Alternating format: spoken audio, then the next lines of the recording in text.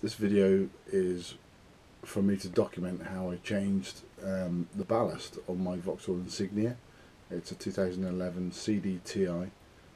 It's got factory fitted Xenon HID adaptive lighting, and it's how to change the right hand unit without dismantling the whole of the bumper. Go through the whole video first and see the mistakes that I do make, so that you don't make them at the same time as you're watching the video. I hope it helps, and thanks for watching the video.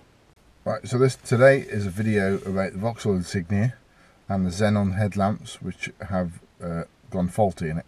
It's a 2011, it's a 2 litre CD Ti, and it's got the Xenon headlamps.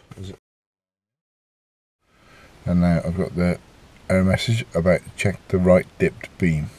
That is the left dipped beam. You can see there the lighting, and the bulb that does not work is inside this container here. So the first thing that's tried normally is the headlamps from Halford's, an HID D1S bulb. Was looking about £97, £80, something like that. But I bought two off eBay for £27. The D1S HID Xenon bulbs. So there's two fuses that I could check. One was F49, a right hand dip beam, and the other was F64, which was for the adaptive front lighting. The only other thing I found on the internet was sometimes the ballast can go if you get condensation in it. Some of the things on the internet say that if that goes, then your ballast may be affected. So a ballast like this, this is a Heller. It's labelled up and boxed up as a Heller. The label doesn't look too legit to me. It might be a knockoff with a sort of Heller label stuck on it, but never mind. I'm not entirely sure. But you can see that from the main dealer I phoned up yesterday, they were £270 plus VAT. This one from eBay is, like I say, it's labelled up as a Heller, whether it is or not, it's £54. So the headlamp on this side is governed by this one here. So if we undo that seal, that's safe on top of the engine, you can then see inside there, that is the bulb. That doesn't make any difference at all, changing that bulb, but I need to go in and remove this whole headlamp unit, which involves that screw there, and then a further screw at the front, at the bottom, and then one underneath where the bumper is. I've also got headlight squirters and also fog lights, which will be connected, so I've got to be careful with the cables that go to them. So we're going to try those first. Let's see if I can get the bumper off, or this side of the bumper off. So to get the bumper off, you got these Torx screws, the Torx 20s, that you can see all the way across the top. Not these two, these are for what's underneath the bumper. And then also you've got three screws here, one there, one there, and one there. That just releases this side of the bumper. It's easier if you turn the wheel in, left hand down. There's also some other screws that are taken underneath, that are underneath the bumper, a bit further back, which you should take off as well. But for this, I'm going to see if I can just do it without taking the whole bumper off. So with those three screws out, you can now separate the bumper here, just by pulling that. And I've undone the bottom along the back, but I haven't undone the ones across the very bottom underneath the car. Lifted the front bumper off. You can see down there, there's a little screw hole there. That is for the really long silver screw.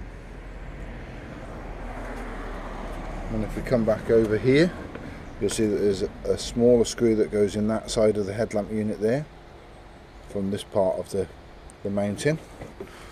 And then also there's this small one up here, which is up on the side of the on the side of the wing, if you like. And I'd never seen these connectors before either on the headlamps. But what you need to do is you need to put a little bladed screwdriver into there, and then when you pop that up, that moves the red connectors that hold it all the way along the side and allows you to remove it. Okay, so I just made a foul up, one that I wouldn't recommend you do.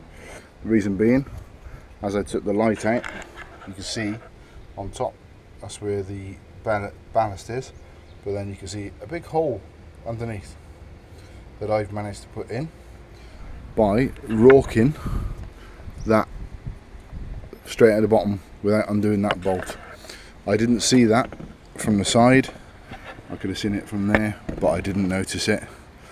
So now I'm going to have to jump in, take that off, and then glue that together in the unit using some pretty good super glue. All ballast out. Can't see any water damage or anything on there. I can't see any water in the plug or anything like that. But I'll go ahead and change it anyway. So that's the new ballast on there. What I'll do, I'll just lay it on the side, plug it in, and we'll try and turn the ignition on, see if it gets rid of the error. And then turn the engine on again. You'll see the headlamps do their adaptive moving.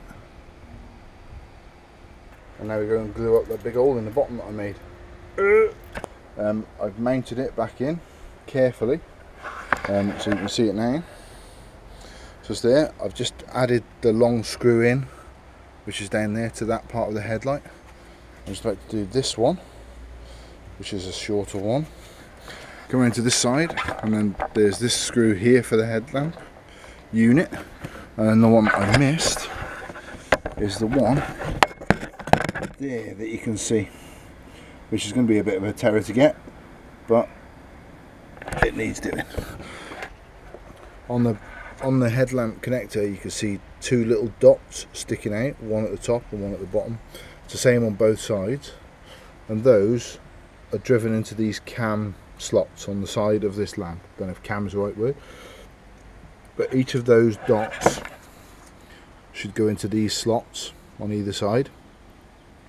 The top one is lined up correctly there. If I move that down, it won't go on, but you have to line it up, the red clip, so that's in the right place for the dots to fall into the slots. And then as you put the connector into place, it will engage with the slots, and then as you push the connector in, push down on the red clip, and you'll see how that works. Yeah, when you push that red thing down there, the cam action of those slots engage the plug into the back of the headlamp. So, but I can smell burnt electronics, like when you smell a burnt out motor. So it's definitely that. There's no physical outward signs apart from the whiff, and it is whiffy. So the total cost of that project was, when the bulb had gone, I saw that on Christmas Eve, I think it was Christmas Eve, bulbs in Halfords were £85 to £100 for an HID Xenon D1S. The bulbs that I bought off the internet were £27 for the two. They're D1S Xenons. They're obviously knockoffs, so they're not going to be as good quality as the likes of Hella or, you know, these other popular makers. And then the ballast was £55, like I say, against the main dealer who wanted £270 plus VAT, and not even fitting or anything with that. That's just for the ballast unit itself. I think they call it the Xenon Light Control Unit or something like that, or HID Control Unit. I hope that this video has helped you in some way. I'm not a professional mechanic, so if you've got any questions, feel free to go to your main dealer or any other qualified mechanic. It's just my way of passing on knowledge that I couldn't find on the internet, and basically prevents you having to remove the whole of the bumper.